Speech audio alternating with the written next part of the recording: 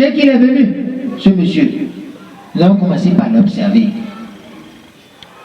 Ses premiers actes sont les contraires de tout ce qu'il a dit. Ses premiers actes sont les contraires de tout ce qu'il a dit. Et nous l'observions. Et on continue. Et on a vu que, en réalité, c'était une personne qui disait ce à quoi il ne croyait pas. Il savait parfaitement que tout ce qu'il disait, c'était pour bluffer. Point par point, il déconstruit et détruit tout ce que la conférence nationale avait pris comme option. Il commence par détruire la liberté. Dès l'université, il détruit la liberté au niveau des syndicats. Il détruit d'abord la quiétude sociale par les casses. Il détruit même l'espérance, même l'espoir de vivre, de manger, en supprimant les emplois.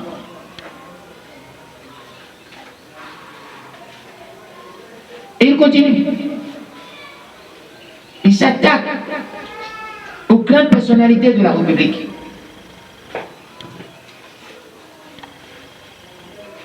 Et c'est à ce moment qu'on s'est souvenu de ces discours.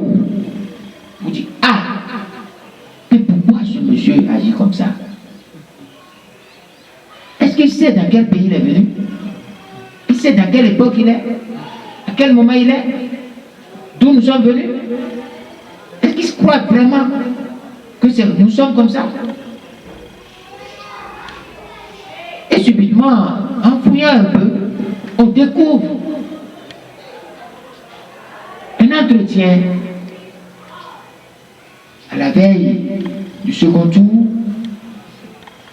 qui est un entretien qui annonce déjà le dol, le faux jour.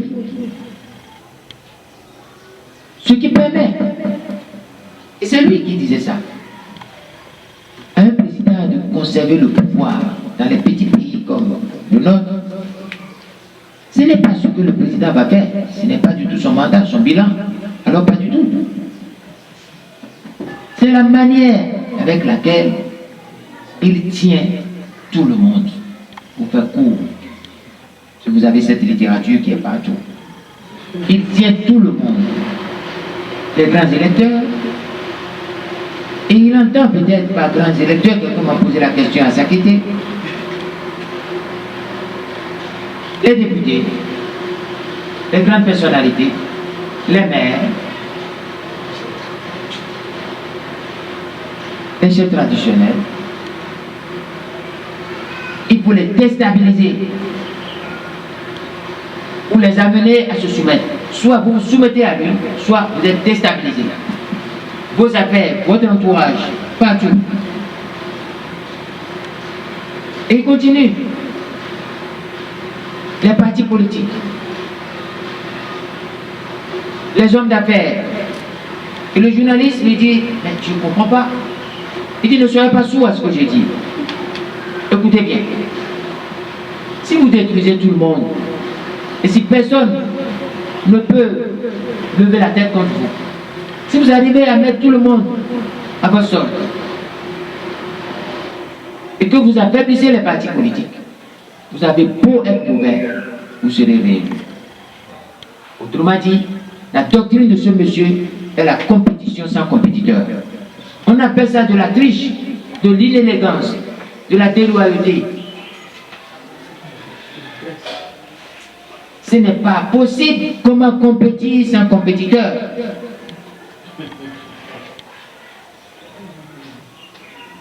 Mais c'est ça le problème. Et quand on a découvert cela, il était déjà en action. Toutes les institutions, toutes les personnalités qui devaient être des sentinelles ont fermé les yeux.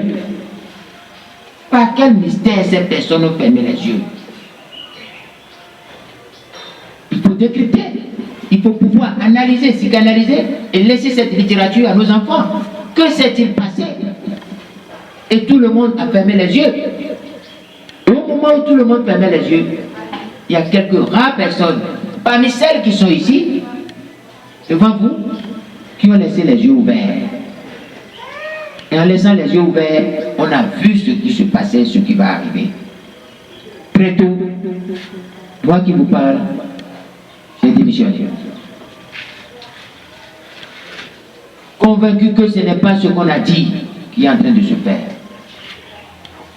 Convaincu que ma présence n'était pas une présence d'argent, ni de poste, ni de privilège, ni de matériel.